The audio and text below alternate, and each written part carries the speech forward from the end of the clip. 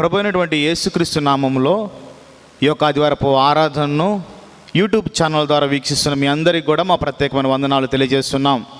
ఈ యొక్క ఆదివారపు ఆరాధనను ప్రార్థనతోటి మనం ప్రారంభించుకుందాం. మహోన్నతుడా, మహిమగల దేవా, ఆశ్చర్యకరుడా, మీకు వందనాలు తండ్రి, స్తోత్రాలు తండ్రి. గత ఆదివారం నుండి ప్రభా ఈ యొక్క ఆదివారం వరకు మమ్మల్ని సజీవ లెక్కలో ఉంచి ప్రభా మీ యొక్క రెక్కల నీడలో మమ్మల్ని సురక్షితంగా భద్రపరిచినందుకు మీకు స్తోత్రాలు తండ్రి. ప్రభా మీరు మా జీవితంలో కొనసాగిస్తున్నటువంటి ఈ రక్షణ బట్టి ప్రభా మీకు స్తోత్రాలు తెలియజేస్తున్నాం. ప్రభా ఈ సమయమును ప్రభా మీ ఆధీనంలో తీసుకునండి. మా అందరిలో ఏక మనస్సు ప్రభా దయచేయమని ప్రాధేయపడుతున్నాం. అయా ఏకాత్మను ప్రభా ఉంచమని ప్రాధేయపడుతున్నాము తండ్రి. ప్రభా వాక్యము ప్రకటించబడుతున్నప్పుడు ప్రభా మీ యొక్క ఆత్మ సహాయము ప్రభా మీ దైవదాసులకు ప్రభా సహాయం చేయండి. ప్రభా మీ యొక్క ఆత్మతో ప్రభా ఆయన ప్రభా నింపమని ప్రాధేయపడుతున్నాం. మీ వాక్యము ద్వారా ప్రభా మాతో సూటిగాను స్పష్టంగాను ప్రభా మాట్లాడమని మమ్మల్ని అందరినీ ప్రభా ఉజ్జీవింపచేయమని ప్రాధేయపడుతున్నాము తండ్రి. వాక్యం అనుసారంగా ప్రభా మేము మా జీవితాలు కట్టుకొనులాగా ప్రభా సహాయం చేయండి. ప్రభా ఈ సమయంలో పాటల ద్వారా ప్రభా మీకు మహిమ వచ్చులాగా ప్రభా సహాయం చేయండి. ఈ యొక్క ఆదివారపు ఆరాధన అంతటి ప్రభా మీకు మాత్రమే ఘనత వచ్చులాగున ప్రభా మమ్మల్ని సిద్ధపాటు చేస్తారని, మమ్మల్ని ఆ విధంగా ప్రభా వాడుకుంటారని నమ్ముచు నజరేయుడైన యేసుక్రీస్తు నామములో అడిగి వేడుకుంటున్నాము తండ్రి, ఆమేన్. ప్రభు అయిన యేసుక్రీస్తు నామములో మీ అందరికీ ఈ ఆదివారపు శుభాభివందనములు తెలియజేస్తున్నాము. మనం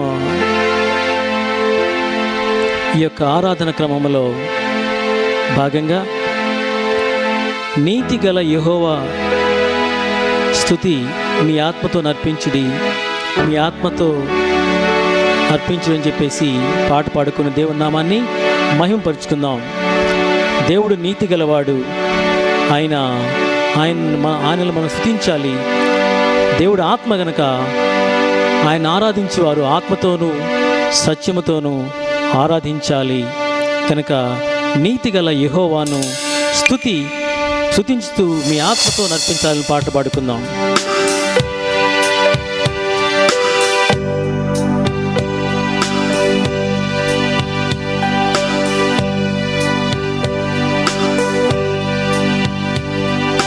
నీతిగల యెహోవా స్తుతి మీ ఆత్మతో నార్పించుడి, మీ ఆత్మతో నార్పించుడి. తాతాయో మన క్రీస్తు నీతిని కాల్చుకొని సేవించుడి. నీతి గల యెహోవా స్తుతి మీ ఆత్మతో నార్పించుడి, మీ ఆత్మతో నార్పించుడి.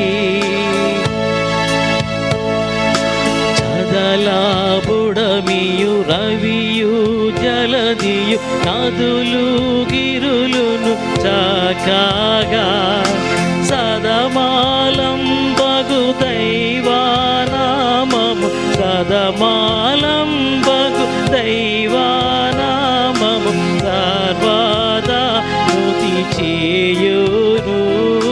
నీతి గల యెహోవా స్తుతి మీ ఆత్మతో సేవించుడి, మీ ఆత్మతో నార్పించుడి. సర్వశక్తుని కార్యములకి సర్వరాష్ట్రములనియు గర్వములు విడి తలలు వంచుచు, గర్వములు విడి తలలు వంచుచు నూర్విలో నొతి చేయను. నీతి గల యెహోవా స్తుతి మీ ఆత్మతో నార్పించుడి, మీ ఆత్మతో సేవించుడి. తాండవ వాద్యములచే ప్రీతి పరచెడు సేవా కృపతో పాతాకంబులు పరిహరించెడు, పాతాకంబులు పరిహరించెడు, దాతానే సేవించుడి. నీతి గలయే యెహోవా స్తుతి మీ ఆత్మతో నార్పించుడి, మీ ఆత్మతో సేవించుడి. పరమాదూతలు నరులు పుడమిని పొరలు పెట్టుచు దేవుని పరమానందు నాటి యేసుని, పరమానందు నాటి యేసుని పాదములు సేవింతురు. నీతి గల యెహోవా స్తుతి మీ ఆత్మతో నార్పించుడి, మీ ఆత్మతో నార్పించుడి. ఇలను భక్తుల గూడు కొనియా ఫలము కలిగిన దేవుని వెలయు స్తుతివే నోళ్ళతోడను, వెలయు స్తుతివే నోళ్ళతోడను, విసుగు చందక చేయుడి. నీతి గల యెహోవా స్తుతి మీ ఆత్మతో నార్పించుడి, మీ ఆత్మతో నార్పించుడి. ఆత్మానీవిక మేలుకొనిషు ఆత్మా యేసుని తండ్రిని త్రిత్వమగునా ఏకదేవుని, త్రిత్వమగునా ఏకదేవుని ఆశామున సేవింపవే. నీతి గల యెహోవా స్తుతి మీ ఆత్మతో నార్పించుడి, మీ ఆత్మతో నార్పించుడి. దాతాయౌ మన క్రీస్తు నీతిని తాల్చుకొని సేవించుడి. నీతి గల యెహోవా స్తుతి మీ ఆత్మతో నార్పించుడి, మీ ఆత్మతో నార్పించుడి. దేవునికి స్తోత్రము కలుగును గాక. Praise the lord.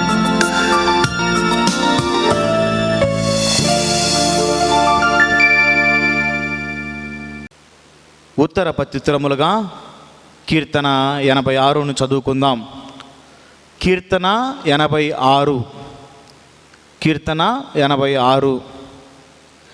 యెహోవా, నేను దీనుడను దరిద్రుడను, చెవియెగ్గి నాకు ఉత్తరమిమ్ము. నేను నీ భక్తుడను, నా ప్రాణము కాపాడుము. నా దేవా, నిన్ను నమ్ముకొనియున్న నీ సేవకుని రక్షింపుము. ప్రభువా, దినమెల్లా నీకు మొరపెట్టుచున్నాను, నన్ను కరుణింపుము. ప్రభువా, నా ప్రాణము నీ వైపునకు ఎత్తుచున్నాను, నీ సేవకుని ప్రాణము సంతోషింపజేయుము.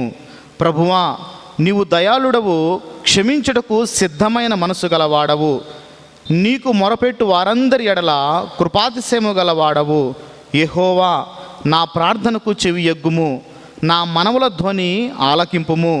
నీవు నాకు ఉత్తరమిచ్చువాడవు కనుక నా ఆపత్కాలమందు నేను నీకు మొరపెట్టెదను. ప్రభువా, నీవు మహత్యము గలవాడవు, ఆశ్చర్యకార్యములు చేయువాడవు. నీవే అద్వితీయ దేవుడవు. ప్రభువా, దేవతలలో నీ వంటి వాడు లేడు, నీ కార్యములకు సాటి అయిన కార్యములు లేవు. నీవు సృజించిన అన్ని జనులందరూ వచ్చి నీ సన్నిధిని నమస్కారము చేయుదురు, నీ నామమును ఘనపరచుదురు. యెహోవా, నేను నీ సత్యము అనుసరించి నడుచుకున్నట్లు నీ మార్గమును నాకు బోధింపుము. నీ నామమునకు భయపడినట్లు నా హృదయమునకు ఏకదృష్టి కలగజేయుము. నా పూర్ణ హృదయముతో నేను కృతజ్ఞతాస్తుతులు చెల్లించదను. నీ నామమును నిత్యము మహిమపరిచెదను. ప్రభువా నా దేవా, నా ఎడల నీవు చూపిన కృప అధికమైనది. పాతాళపు అగాధము నుండి నా ప్రాణమును తప్పించి ఉన్నావు. దేవా, గర్విష్ఠులు నా మీదకు లేచి ఉన్నారు. బలత్కారులు గుంపు కూడి నా ప్రాణము తీయజూచున్నారు. వారు నిన్ను లక్ష్య పెట్టని వారై ఉన్నారు.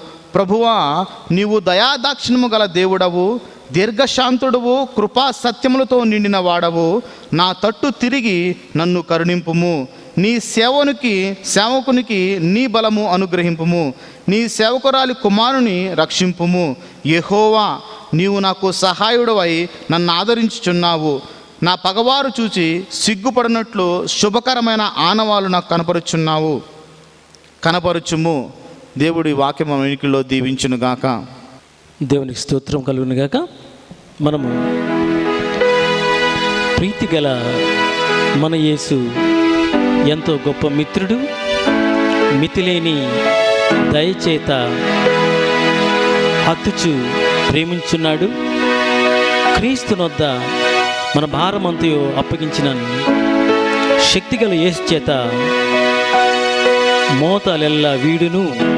What a friend we have in Jesus అనే పాటని పాడుకుందాం. తెలుగులో ప్రీతి గల మన యేసు ఎంతో గొప్ప మిత్రుడు.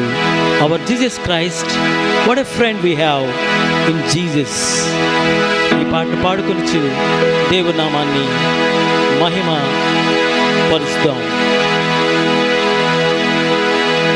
ప్రీతి గల మన యేసు ఎంతో గొప్ప మిత్రుడు, మితిలేని దయచేత హత్తుచు ప్రేమించు. క్రీస్తునొద్ద మన భారా మాంతనప్పగించిన శక్తి గల యేసు చేత మోతలెల్ల వీడును. నీతి గల మన యేసు ప్రీతి గల మిత్రుడు, మృతి బ్రొంది కృపతో శాంతి కలిగించెను. భీతి నుండు పాపులైనా చింత క్రాంతులైనను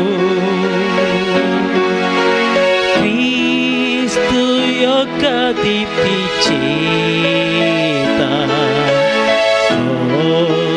గతి చూతురు. దాయగల మన యేసు ప్రియమైన మిత్రుడు, మాయలోకమందు నిజ శ్రాయుడై కాపాడును. బాయ దుఃఖ శ్రమలాది మోయరాని బదల జయమోపనర్పి యేసు స్థాయి వృద్ధి చేయును.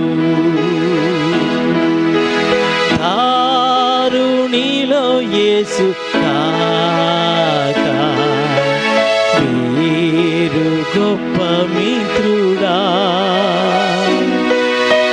పారలోకమందు యేసే వీరుడౌ రక్షకుడు.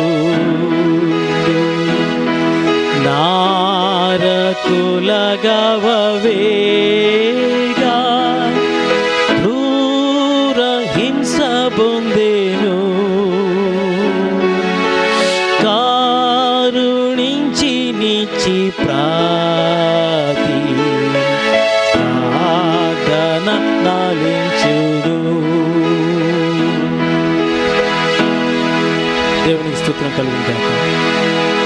హల్లెలూయా. Praise lord. ప్రభు అయిన యేసుక్రీస్తు నామంలో మీ అందరికీ వందనములు. 1 తిమోతికి రాసిన పత్రిక 5వ అధ్యాయము 19 నుంచి 21 వచనములు. 2-3 సాక్షులుంటేనే గాని పెద్ద మీద దోషారోపణ అంగీకరింపకము.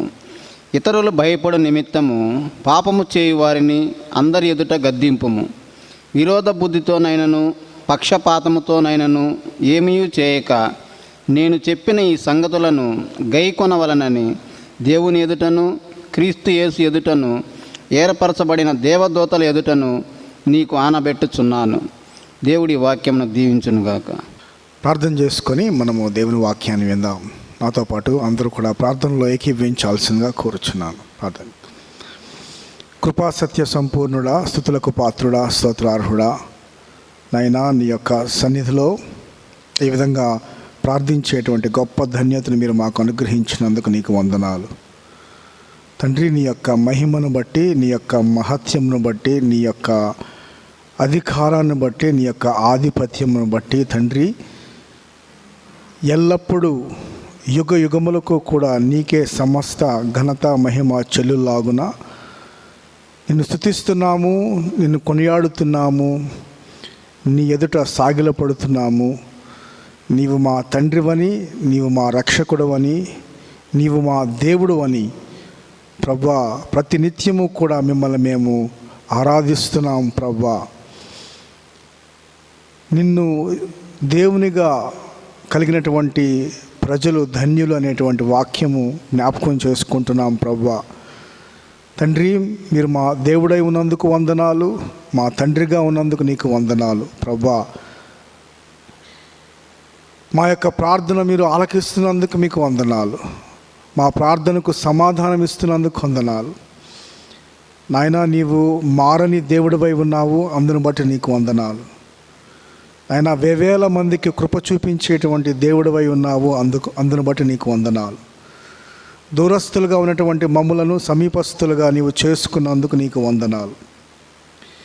ఏ మంచి లేనటువంటి మమ్ములను నీ యొక్క కుమారుని యొక్క నీతితో కప్పినందుకు నీకు వందనాలు. ఏ నిరీక్షణ లేనటువంటి మాకు నిరీక్షణ అనుగ్రహించినందుకు నీకు వందనాలు తండ్రి. నాయన మా యొక్క పాపముల చేత, అపరాధముల చేత చనిపోయినటువంటి మమ్ములను ప్రభా నీ యొక్క మహాశక్తి చేత తిరిగి మమ్మల్ని లేవనెత్తినందుకు మీకు వందనాలు. మాకు నూతన జీవాన్ని మీరు ఇచ్చినందుకు వందనాలు. మీరు ఇచ్చినటువంటి నిత్య జీవాన్ని బట్టి నీకు వందనాలు తండ్రి. నాయనా ఈ యొక్క లోకంలో మీ శిష్యులుగా, మీ బిడ్డలుగా, నీ సంఘముగా మేము కూడుకొనుటకు నీ కృప మాకు అనుగ్రహించండి. జీవము కలిగినటువంటి సంఘములో జనులు ఎలాగూ ప్రవర్తించాలి అని నేను నీకు రాయుచున్నాను అని చెప్పి నీ యొక్క వాక్యంలో రాయబడి ఉంది ప్రభా. అవును ప్రభా, నీ యొక్క సంఘము జీవము కలిగినటువంటిది ప్రభా. ఇది రాళ్లతో రప్పలతో కట్టినటువంటిది కాదు, కానీ నాయన పరిశుద్ధాత్మ దేవుని చేత కట్టబడి ఉన్నదని మేము జ్ఞాపకం చేసుకుంటున్నాం. నీ యొక్క శరీరంలో మమ్మల్ని అందరినీ కూడా పాలిభాగస్తులుగా చేసినందుకు మీకు వందనాలు చెల్లిస్తున్నాం నాయన. సంఘంలో ప్రతి అవయవము కూడా కీలకమైన దానిగా నీవు మార్చినందుకు నీకు వందనాలు చెల్లిస్తున్నాం తండ్రి. ఈ యొక్క సంఘాన్ని మీరు జ్ఞాపకం చేసుకునండి. ఈ యొక్క సంఘంలో ఉన్నటువంటి దోషములను, అవకతవకలను నాయన మీరు సవరించండి. ఆ యొక్క ప్రతి విధమైనటువంటి చీకటిని తొలగించండి. నీ యొక్క రూపులోనికి మమ్మల్ని అందరినీ కూడా మార్చుకోండి. మరి ముఖ్యంగా ఈ సమయంలో ఇంకా ఎవరైతే యేసు క్రీస్తును రక్షకునిగా, ప్రభువుగా అంగీకరించలేదో వారి గురించి ప్రార్థిస్తున్నాం. వారితో మీరు మాట్లాడండి, వారిని మీ వైపు త్రిప్పుకోండి ప్రభువా, సహాయం చేయండి నాయన. మీరు సర్వాధికారి అయినటువంటి దేవుడై ఉన్నారు. మీకు అసాధ్యమైనది ఏదీ లేదు, మీకు అగోచరమైనది ఏదీ లేదని మేము జ్ఞాపకం చేసుకుంటున్నాం. మీకు తెలియకుండా ఏది కూడా సంభవించదని మేము జ్ఞాపకం చేసుకుంటున్నాం.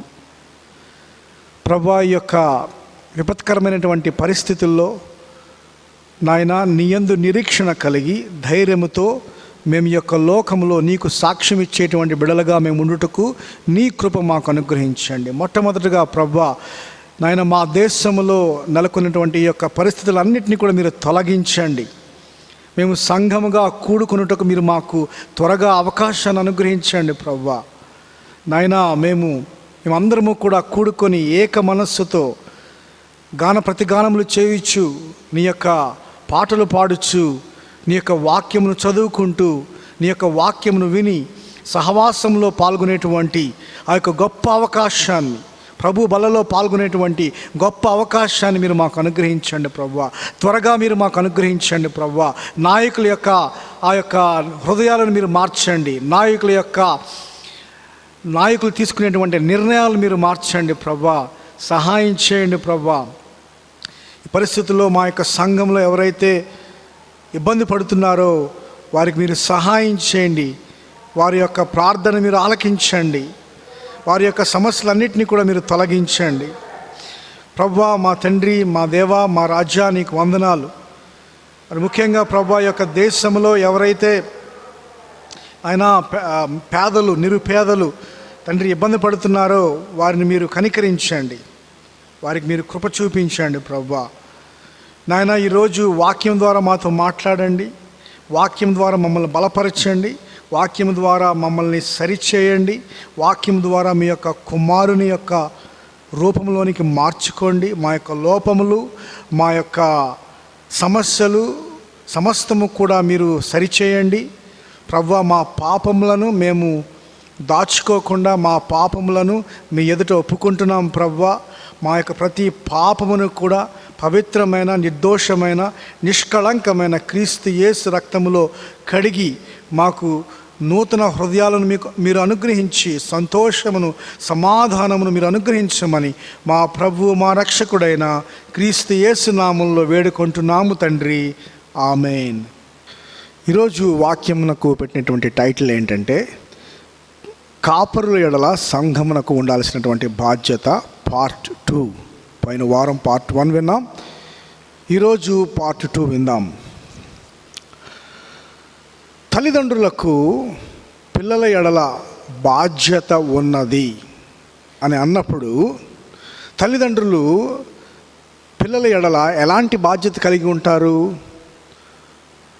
పిల్లల యొక్క పోషణ విషయంలో, పిల్లల యొక్క సంరక్షణ విషయంలో, అంత మాత్రమే కాదు పిల్లల్ని గద్దించేటువంటి విషయంలో కూడా వారు బాధ్యత కలిగి ఉంటారు. పిల్లలకు ఏదైతే అవసరమో అది వాళ్ళు ఇచ్చినప్పుడు వాళ్ళు బాధ్యత కలిగినటువంటి తల్లిదండ్రులు అంటాం. అంత మాత్రమే కాదు, వాళ్ళు సమస్యల్లో ఇరుక్కున్నప్పుడు, ఇబ్బందుల్లో ఇరుక్కున్నప్పుడు, ప్రపంచంలో ఎవరు రాలేకపోయినా ఆ వ్యక్తికి వాడి తల్లిదండ్రులు రావడం మాత్రం ఖాయం.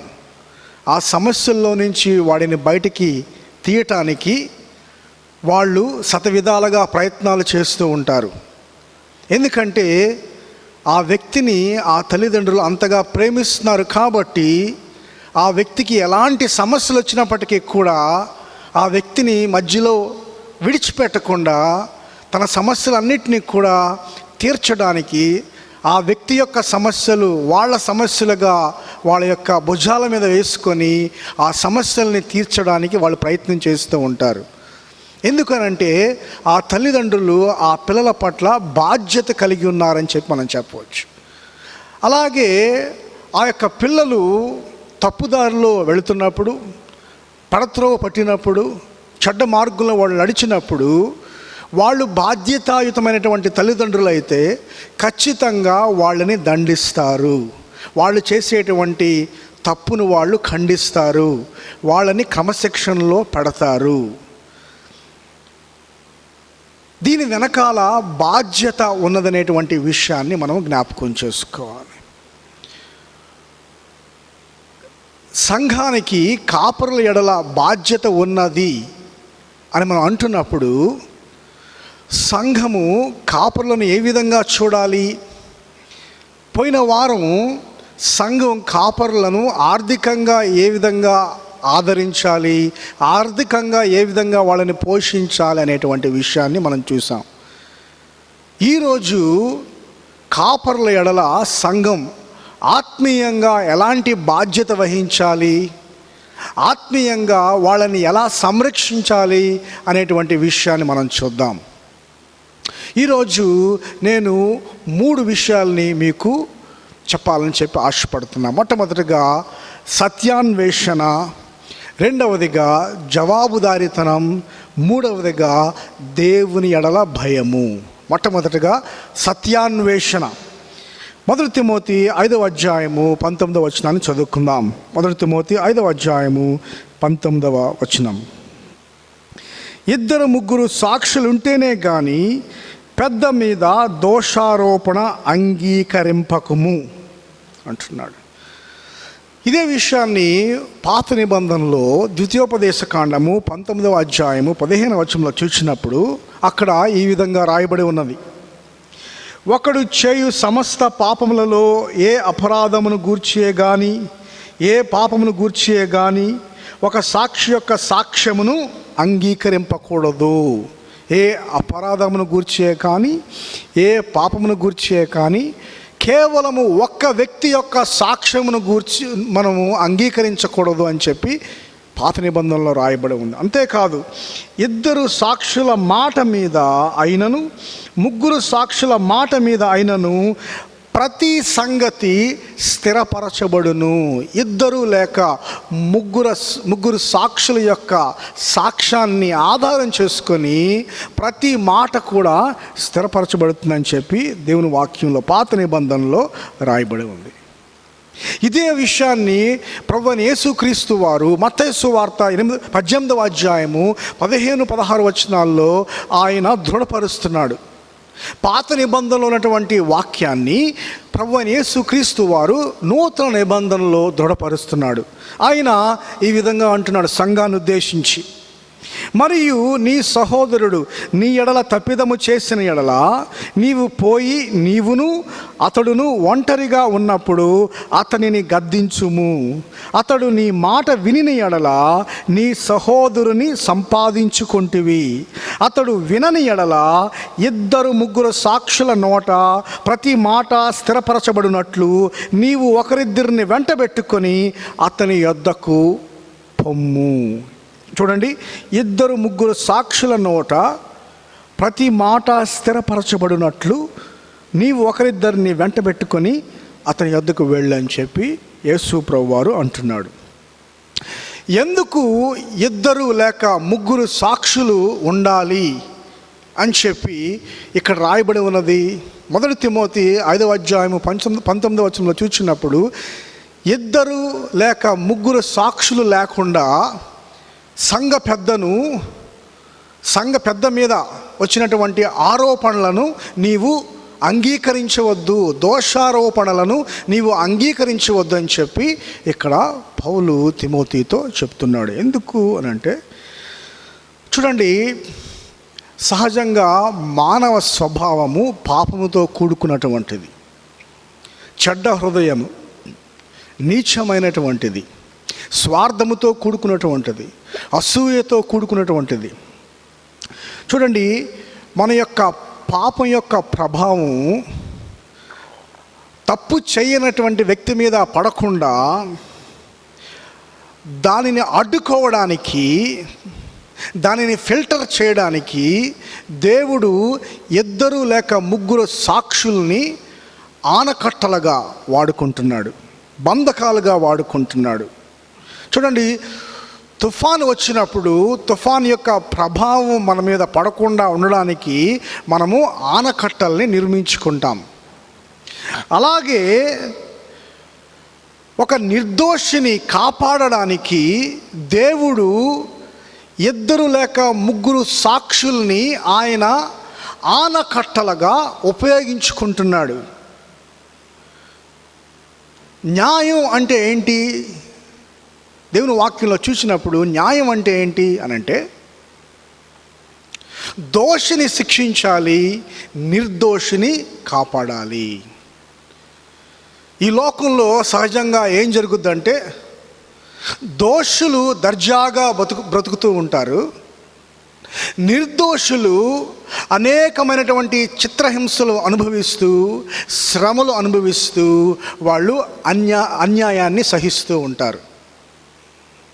కానీ దేవుడు ఒకరోజు ఈ లోకంలో జరిగేటువంటి అవకతవకలన్నిటినీ కూడా సరిదిద్దటానికి ఆయన యొక్క తీర్పు దినం రాబోచున్నది. అంత మాత్రమే కాదు, మరి ముఖ్యంగా లోకంలో దేవునికి అత్యంత ఇష్టమైనటువంటి ప్రదేశం ఏంటో తెలుసా? మనం అనుకుంటాం యెరూషలేము, అమెరికా, ఇస్రాయెల్ అనుకుంటాం. నో, ప్రపంచంలో అత్యంత ప్రాముఖ్యమైనటువంటి దేవునికి ఇష్టమైనటువంటి ప్రదేశం ఏంటో తెలుసా? యేసు ప్రభు నమ్ముకున్నటువంటి ప్రజలు, యేసు ప్రభువుని రక్షకునిగా అంగీకరించినటువంటి ప్రజలు ఎక్కడైతే కూడుకుంటారో ఆయన యొక్క కనుదృష్టి వారి మీద ఉన్నది అని మనం జ్ఞాపకం చేసుకో. అదే జీవము కలిగినటువంటి దేవుని యొక్క సంఘము. జీవము కలిగినటువంటి దేవుని సంఘములో మీరు ఎలాగ ప్రవర్తించాలి అనేటువంటి విషయాన్ని నేను మీకు రాస్తున్నాను అని చెప్పి అపోస్తలుడైనటువంటి పౌలు 1 తిమోతి 3:15 రాస్తున్నాడు.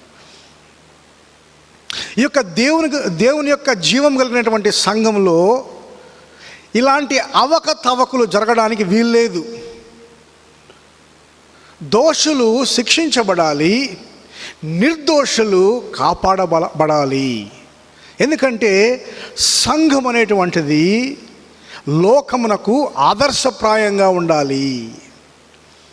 ఈ ఉద్దేశంతో అపోస్తలుడైనటువంటి పౌలు ఒక సంఘ పెద్ద మీద దోషారోపణ వచ్చినప్పుడు, ఫిర్యాదులు వచ్చినప్పుడు, కంప్లైంట్స్ వచ్చినప్పుడు ఖచ్చితంగా 2 లేక 3 సాక్షుల ద్వారా అది నిరూపించబడితేనే ఆ విషయంలో ముందుకు వెళ్ళాలని చెప్పి ఆజ్ఞాపిస్తున్నాడు. చూడండి, సంఘ కాపరులు లేకపోతే సంఘ పెద్దలు, పోయిన వారం మనం తెలుసుకున్నాం. సంఘ కాపరులన్నా, సంఘ పెద్దలన్నా, బిషప్స్ అన్నా, ఓవర్సీర్స్ అన్నా, విచారణ చేయువారన్నా, అధ్యక్షులన్నా, ఇవన్నీ కూడా ఒకే బాధ్యతకు వాడినటువంటి పర్యాయ పదాలని చెప్పి మనం తెలుసుకున్నాం. చూడండి, pastors are like front line soldiers. కాపరులు యుద్ధంలో ఫ్రంట్ లైన్లో పోరాడేటువంటి వాళ్ళు, ముందుండి పోరాటం చేసేటువంటి వాళ్ళు. జ్ఞాపకం చేసుకోండి, ఎవరైతే ముందుండి పోరాటం చేస్తారో వాళ్లకు తగిలినన్ని బాణాలు కానీ, వాళ్లకు తగిలేటువంటి బుల్లెట్లు కానీ మరెవరికి తగలవు.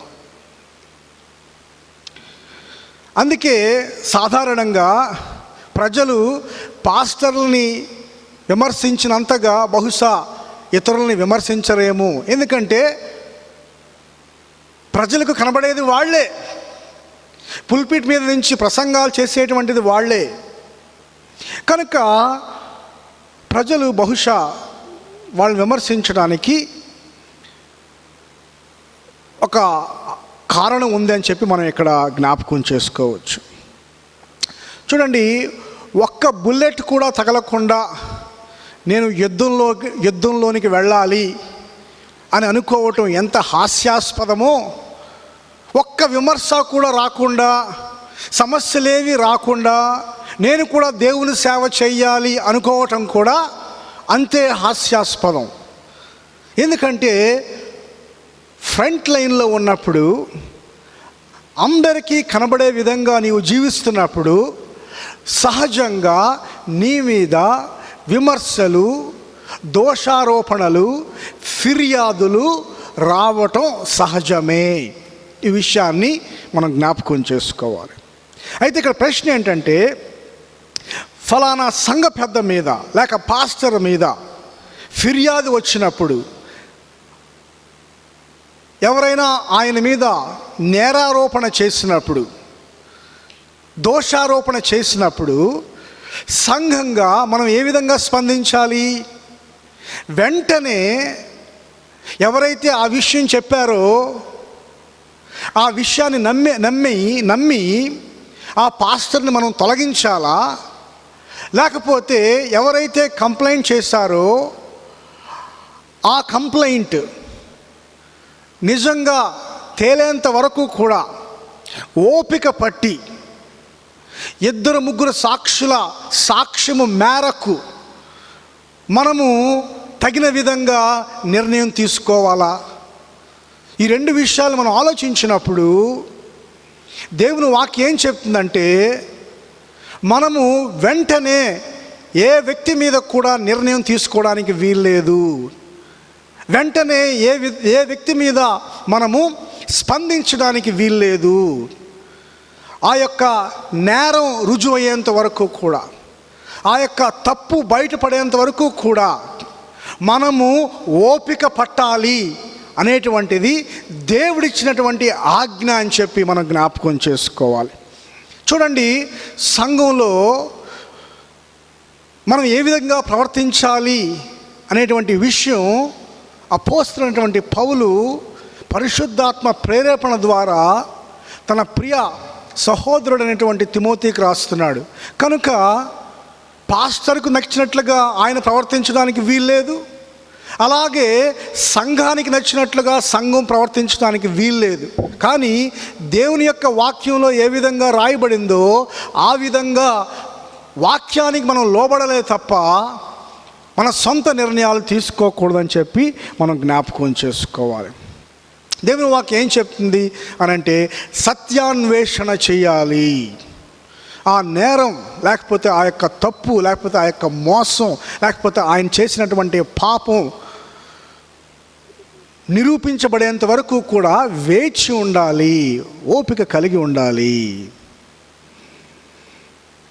చూడండి, ఎంత పెద్ద బెలూన్ అయినా ఒక చిన్న సూదితో మనం పగలగొట్టచ్చు. అలాగే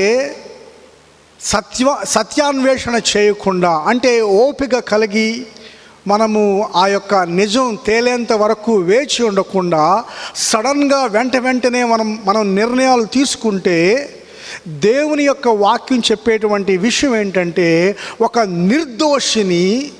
నిర్దోషి యొక్క జీవితాన్ని నాశనం చేసేటువంటి అవకాశం ఉన్నది, జాగ్రత్త అని దేవుని వాక్యం చెప్తా ఉంది. కనుక ఎట్టి పరిస్థితుల్లో కూడా వెంటనే మనం నిర్ణయాలు తీసుకోకూడదు. 2-3 సాక్షుల సాక్ష్యం మేరకు నిర్ణయాలు మనం తీసుకోవాలని చెప్పి దేవుని వాక్యం చెప్తా ఉంది. చూడండి, ఇక్కడ దేవుని యొక్క కృపను మనం చూడగలం. దేవుడు అన్యాయస్తుడు కాడు. అంత మాత్రమే కాదు, చాలాసార్లు మనం దేవుణ్ణి ముఖ్యంగా పాత నిబంధన చదువుతున్నప్పుడు, ఏంటి పాత నిబంధనలో దేవుడు ఇంత కఠినుడుగా ఉన్నాడు అని చెప్పి మనం అనుకుంటూ ఉంటాం. కానీ అది వాస్తవానికి చాలా దూరంగా ఉండేటువంటి మాట. ఎందుకంటే చూడండి, ముఖ్యంగా దేవుడు అభాగ్యుల ఎడల, మీరు చూసినప్పుడు విధవరాండ్ర ఎడల, అనాథల ఎడల, దిక్కు లేనటువంటి వారి ఎడల, పరదేశుల ఎడల ఆయన ఎంతో ప్రేమ కలిగి ఉండేటువంటి దేవుడు, కరుణ జాలి కలిగి ఉన్నటువంటి దేవుడు. అలాగే ఆయన దోషము చెయ్యని వారి ఎడల మీద కూడా చాలా జాలి కలిగినటువంటి దేవుడు. ఎన్నటికీ కూడా ఆయన అన్యాయాన్ని న్యాయంగా మార్చడు, న్యాయాన్ని అన్యాయంగా మార్చాడు.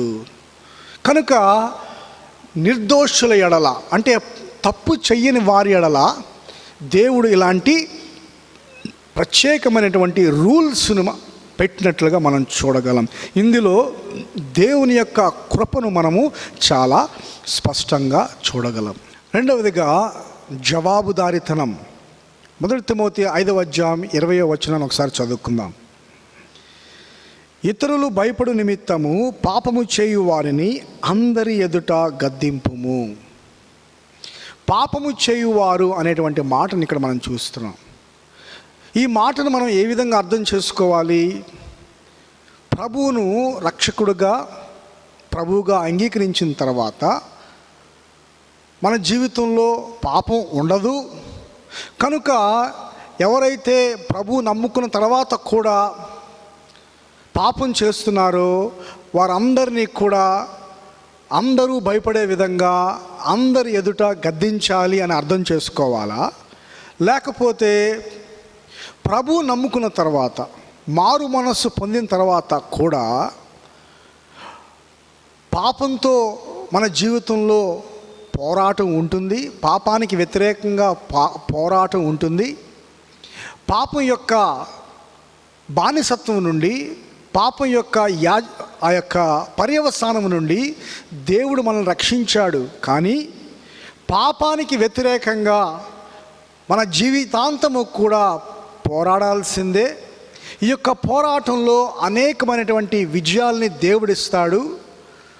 ప్రతిరోజు కూడా అంతకంతకు కూడా ఈ యొక్క పోరాటానికి వ్యతిరేకంగా పోరాడేటువంటి యుద్ధంలో పరిశుద్ధాత్మ దేవుడు మనకు అనేకమైనటువంటి విజయాలను ఇస్తాడు. మనం ప్రభు యొక్క స్వారూప్యంలో మార్చబడతామని చెప్పి మనం నమ్మి విశ్వాసము అయిన తర్వాత కూడా మన జీవితంలో పాపం అనేటువంటి విషయం ఉంటుంది అని మనం అర్థం చేసుకోవాలా. విశ్వాసులం అయిన తర్వాత మన జీవితంలో పాపం అనేటువంటి విషయం ఉంటుందా ఉండదా అనేటువంటి ప్రశ్నను మనం చూసినప్పుడు అపోస్తలుడైనటువంటి పౌలు 1 తిమోతి 1వ అధ్యాయము 15వ వచనంలో మనం చూసినప్పుడు పాపులను రక్షించుటకు క్రీస్తు యేసు ఈ యొక్క లోకమునకు వచ్చినటువంటి మాట పూర్ణాంగీకారమునకు యోగ్యమైనది, నమ్మదగినది ఆయన చెప్పాను అంటూ అట్టి వారిలో నేను ప్రధానుడను అని చెప్పాను అంటున్నాడు.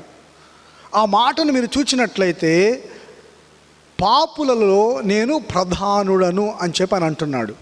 గమనించండి, పాపులలో నేను ఒకప్పుడు ప్రధానుడును అని చెప్పి అనలేదు, కానీ రైట్ నౌ ప్రెజెంట్ టెన్స్ ఆయన వాడుతున్నాడు.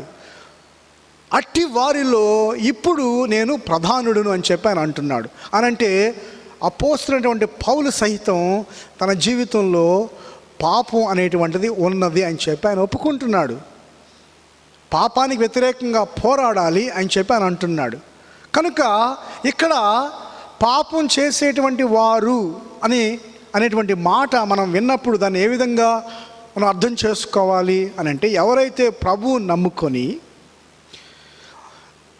ప్రభు నా రక్షకుడు అని చెప్పి సాక్ష్యం చెప్పి, దేవుడు నా తండ్రి అని చెప్పి సాక్ష్యం చెప్పి, అయినప్పటికీ కూడా లోకానుసారులు ఏ విధంగా అయితే జీవిస్తున్నారో ఆ విధంగా పాపములో కొనసాగుతూ బహిరంగంగా ఏమాత్రము సిగ్గు బిడియం లేకుండా పాపంలో కొనసాగుతున్నారో వారిని గద్దించుము అని చెప్పి అర్థం చేసుకోవాలా అని అంటే, ఎవరైతే పాపంలో కొనసాగుతున్నారో వారిని గద్దించుము అని చెప్పి మనం అర్థం చేసుకోవాలి.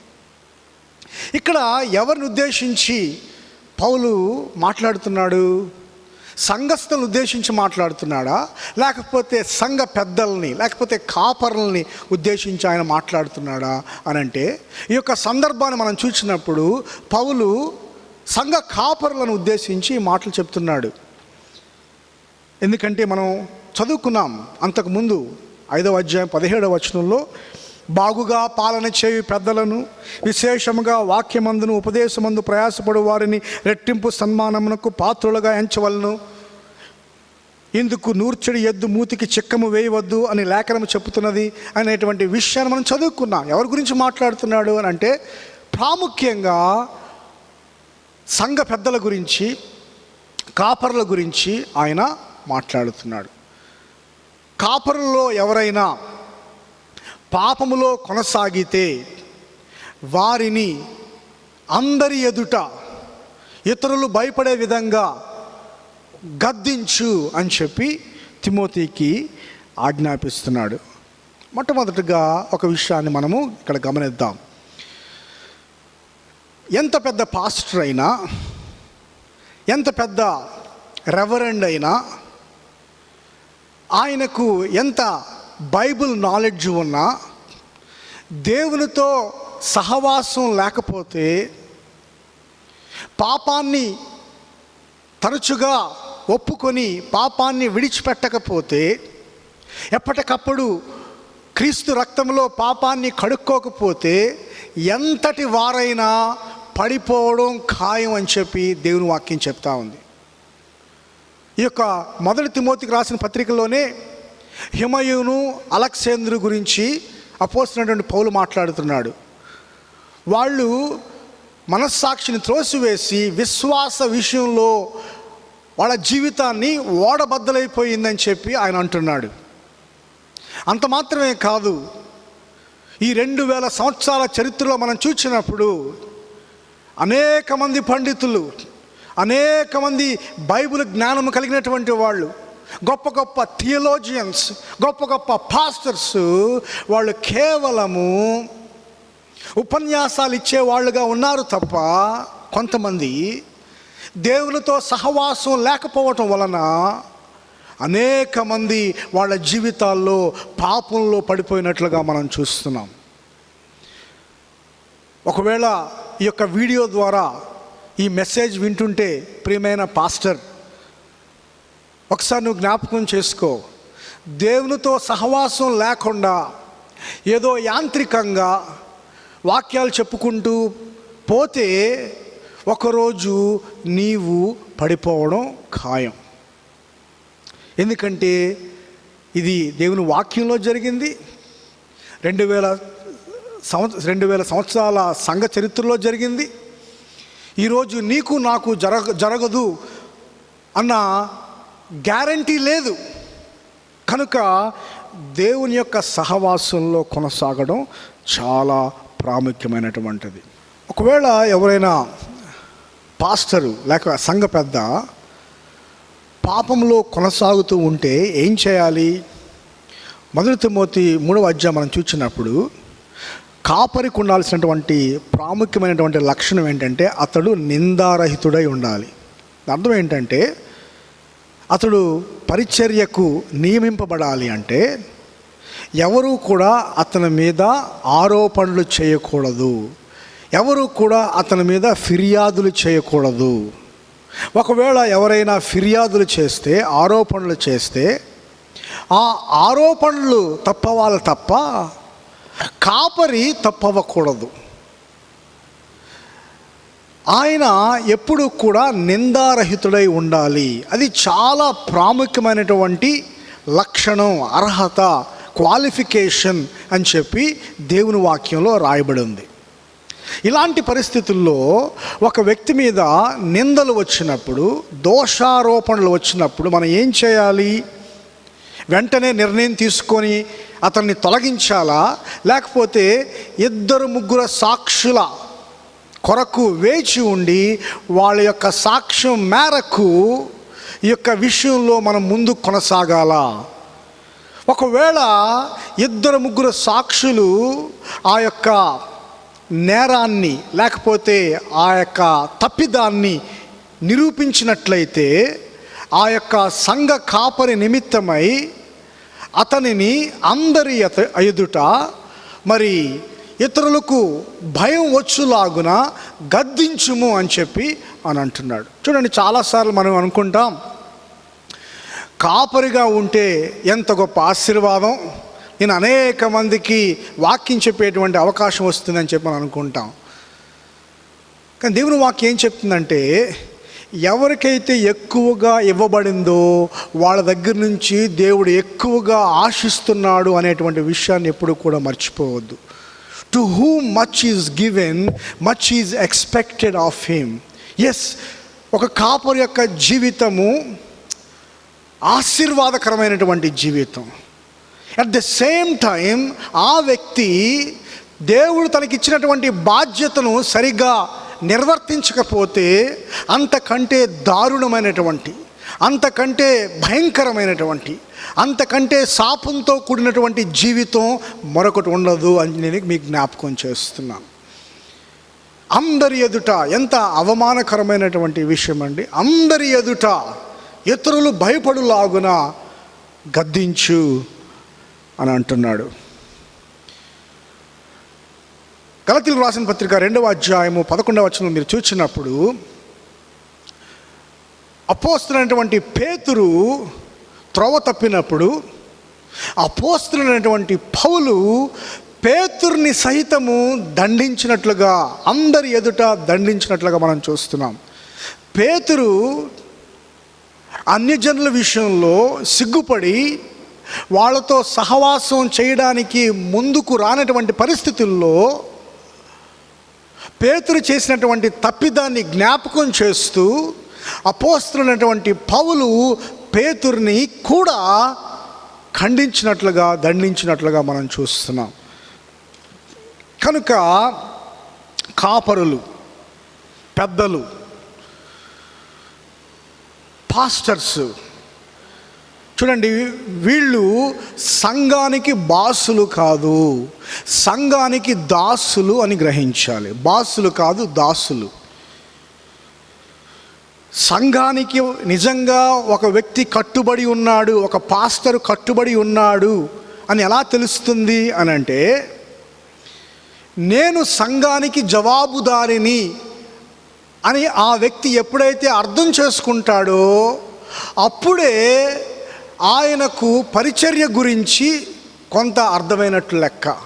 ఈ రోజుల్లో అనేక మంది కాపరులు వాళ్ళు సంఘానికి శిరస్సుల్లాగా ప్రవర్తిస్తున్నారు. ఇది ఎంత మాత్రము కూడా దేవునికి అంగీకారయోగ్యమైనటువంటిది కాదు.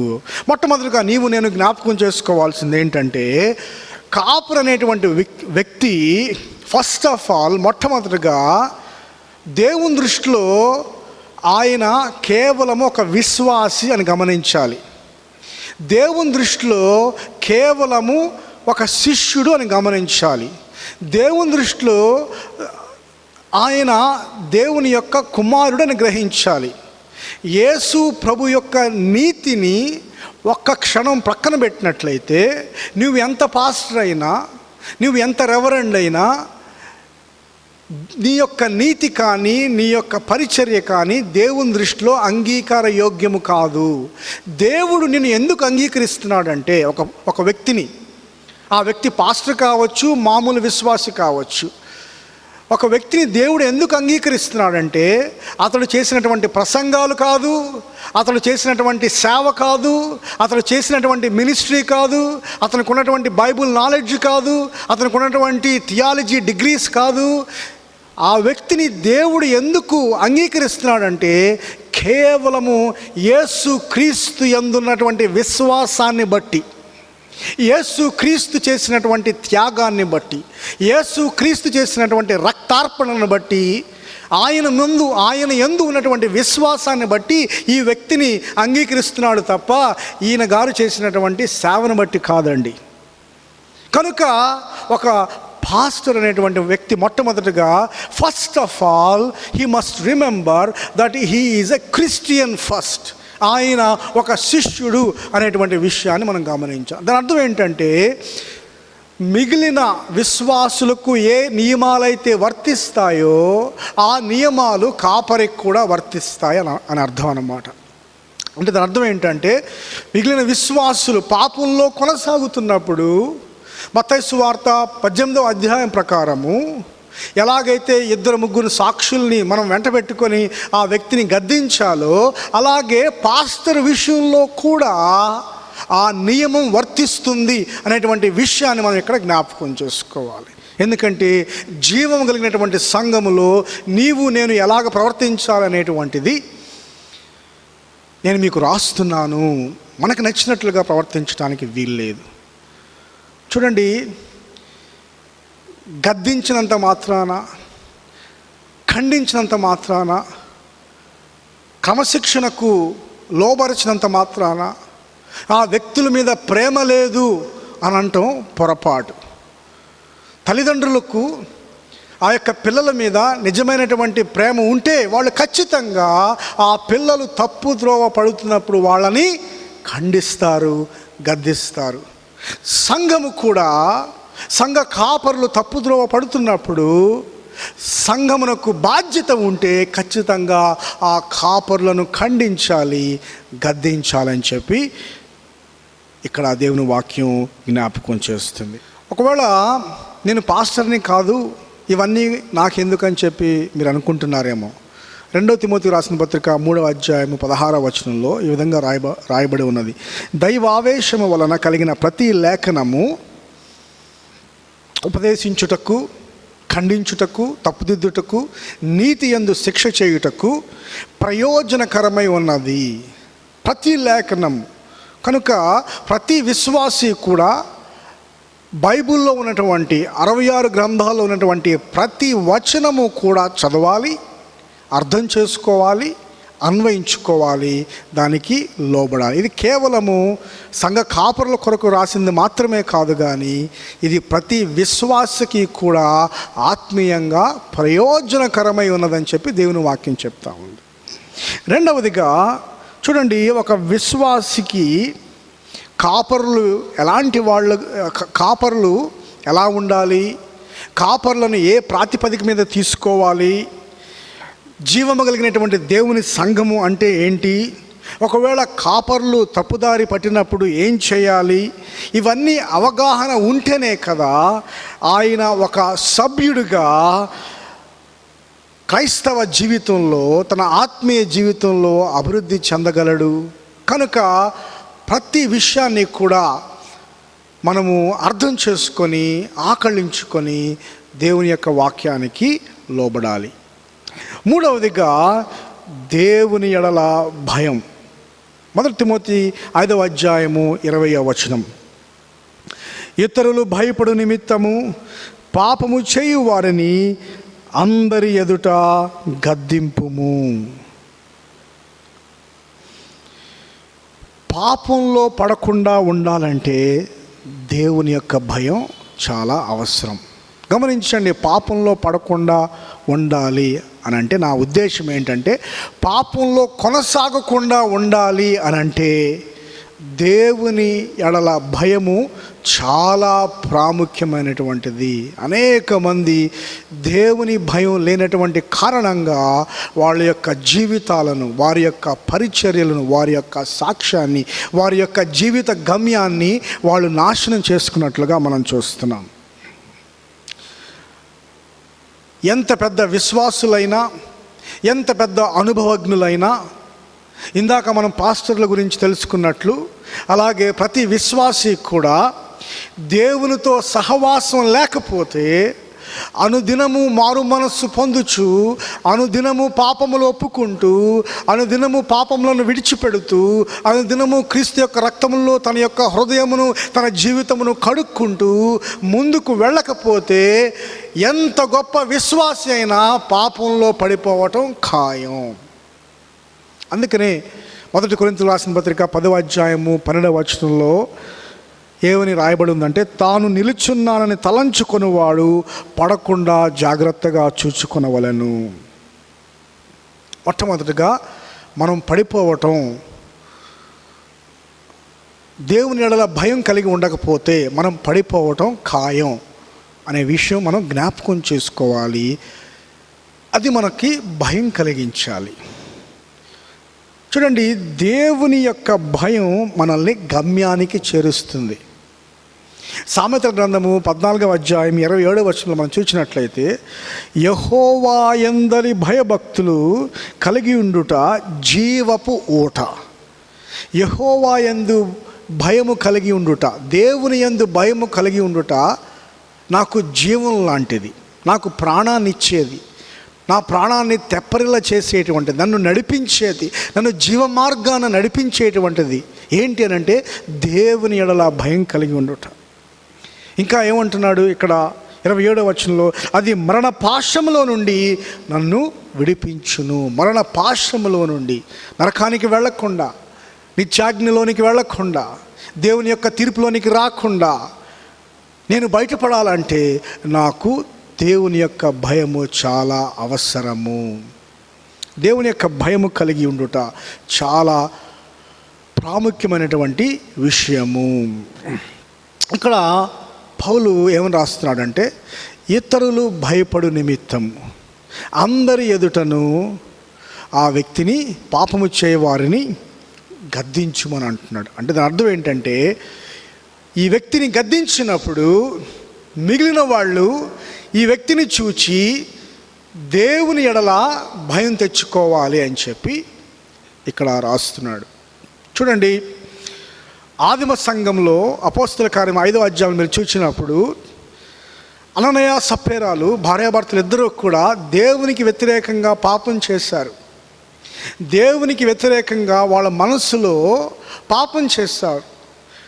అందరూ కూడా వారి యొక్క చరస్థిర ఆస్తులను అమ్ముతున్నప్పుడు వాళ్ళు మధ్యలో వాళ్ళ యొక్క నిర్ణయాన్ని మార్చుకున్నారు. ఈ విషయంలో దేవునికి పరిశుద్ధాత్మకు వ్యతిరేకంగా పాపం చేసినట్లుగా మనం చూస్తున్నాం. వారిద్దరూ కూడా అక్కడే మరణించినట్లుగా మనం చూస్తున్నాం. అప్పుడు ఏం జరిగింది? అపోస్తల కార్యంలో 5వ అధ్యాయం మనం చూసినప్పుడు 5వ వచనం 11వ వచనం మనం చూసినప్పుడు అక్కడ సంఘం అంతటా కూడా భయం నెలకొన్నట్లుగా మనం చూస్తున్నాం. ఆ యొక్క సంఘంలో భయం నెలకొందు వలన ఏం జరిగింది అని అంటే, తర్వాత మనం చదివినప్పుడు దీని ద్వారా సంఘము పవిత్రపరచబడింది. అన్యజనులు సంఘస్థులను చూసినప్పుడు సంఘస్థులు దేవుని భయము కలిగినటువంటి వాళ్ళుగా ఉన్నారు. ఎప్పుడైతే అన్యజనులు, విశ్వాసులు దేవుని యొక్క భయము కలిగినటువంటి వాళ్ళుగా ఉంటారో దాని యొక్క ప్రభావం అన్యజనుల మీద పడుతుంది. చూడండి, చాలాసార్లు క్రైస్తవులు అని పేరు చెప్పుకునేటువంటి వాళ్ళు బొత్తిగా దేవుని యొక్క భయం లేకుండా జీవించడం వలన అన్యజనులలో నా నామము దూషించబడుచున్నది అనేటువంటి మాటను మనం చూడగలం.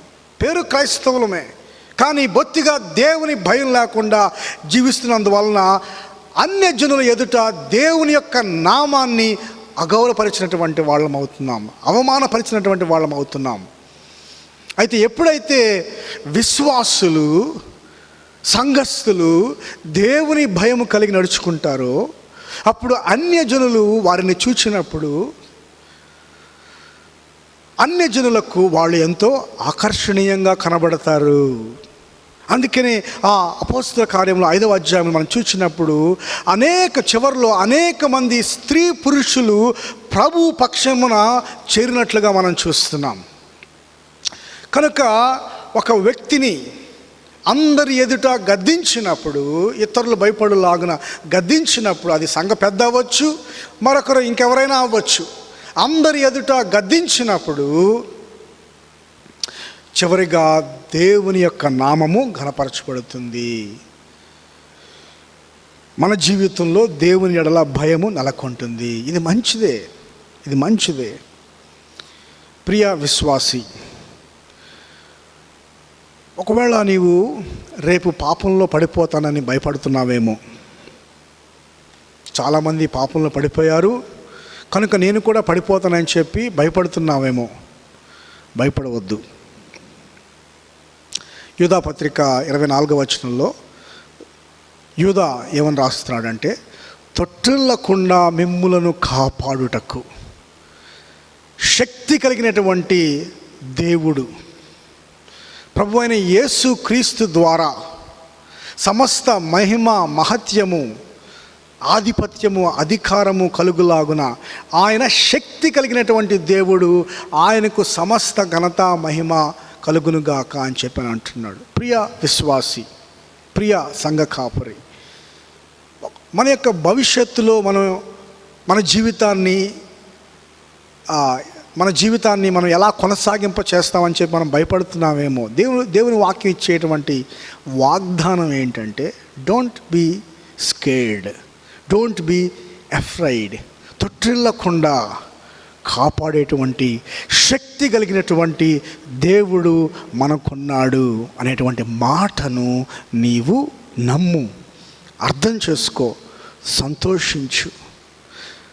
రెండవదిగా, ఒకవేళ నీవు ఇంకా యేసు ప్రభువుని నమ్ముకోకపోతే స్వంత రక్షకునిగా నీవు అంగీకరించకపోతే 2 విషయాలు నువ్వు జ్ఞాపకం చేసుకోవాలి. నీవు ఇప్పుడు దేవునికి భయపడి రేపొద్దున ఆయనతో సంతోషించవచ్చు, అదొక ఆప్షన్. లేకపోతే దేవుడు నాకు కనబట్టలేడు కనుక నేను ఎవరికి భయపడను, నా జీవితానికి నేనే నావికుడిని అని చెప్పి ఈ యొక్క లోకంలో నీవు ఫుల్గా ఎంజాయ్ చేసి రేపొద్దున తీర్పు దినాన నీవు గడగడ వణకొచ్చు. ఈ 2 ఆప్షన్లో ఏం నిర్ణయించుకుంటావో నువ్వు నిర్ణయించుకో. ఈరోజు భయపడి దేవుడు నిజమైన వాడు, దేవుడు ఆకాశం నుంచి చూస్తున్నాడు, నేను చేసినటువంటి పాపాలన్నీ కూడా ఆయన ఎరిగి ఉన్నాడు, ఆయన యొక్క దృష్టి నుండి నేను తప్పించుకోలేను కనుక నేను దేవుని దగ్గరికి వస్తాను, నా పాపాలను ఒప్పుకుంటాను, అయ్యా నన్ను కరుణించు అని చెప్పి ఆయన పాదాల మీద పడతాను, యేసు క్రీస్తు పాపుల కొరకు మరణించాడని నన్ను నమ్ముతాను, నా జీవితాన్ని మార్చుకుంటాను, ఆయన కొరకు జీవిస్తాను అని చెప్పి నువ్వు నిర్ణయించుకోవచ్చు. లేకపోతే ఈ లోకమంతా కూడా ఎంజాయ్ చేసి రేపొద్దున దేవుని ముందు నిల్చున్నప్పుడు దేవుడు వేసేటువంటి ప్రశ్నలకు నీవు సిద్ధపడు. దేవుడు వేసేటువంటి శిక్షను నీవు తట్టుకోలేవు. I tell you my friend, it's going to be horrible.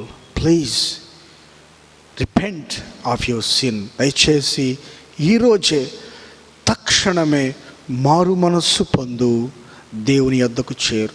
దేవుడి మాటలను మన వినికిడిలో బహుగా దీవించునుగాక. ఆమేన్. ప్రార్థన చేసుకుందాం. కృపా సత్య సంపూర్ణుడా, స్తుతులకు పాత్రుడా, నాయనా నీ యొక్క జీవం కలిగినటువంటి సంఘములో మేము ఏ విధంగా నడుచుకోవాలని చెప్పి, ఏ విధంగా ప్రవర్తించాలని చెప్పి మీరు మాకు నేర్పిస్తున్నందుకు మీకు వందనాలు ప్రభువా. నాయనా మా యొక్క భవిష్యత్తు మీ చేతిలో ఉన్నది. మమ్మల్ని తొట్టిల్లకుండా కాపాడగలిగేటువంటి శక్తి మీకున్నదని మేము నమ్ముచున్నాం ప్రభువా. మమ్మల్ని జ్ఞాపకం చేసుకోండి, మాకు శక్తిని, బలాన్ని, నిరీక్షణను, సంతోషమును, సమాధానాన్ని అనుగ్రహించండి నాయన. ఎవరైతే వీడియో ద్వారా నీ యొక్క వాక్యం వింటున్నారో వారందరితో కూడా మీరు మాట్లాడండి. నీ యొక్క వాక్యం ద్వారా వారిని సంధించండి, వారిని బలపరచండి. తిరిగి మేమందరము కలుసుకొని నీ నామంలో సంతోషించే పర్యంతము నీ కృప, నీ సన్నిధి, నీ సహవాసం మీరు మాకు అనుగ్రహించమని మా ప్రభువు, మా రక్షకుడైన క్రీస్తు యేసు నామంలో బ్రతిమలాడి వేడుకుంటున్నాము తండ్రి.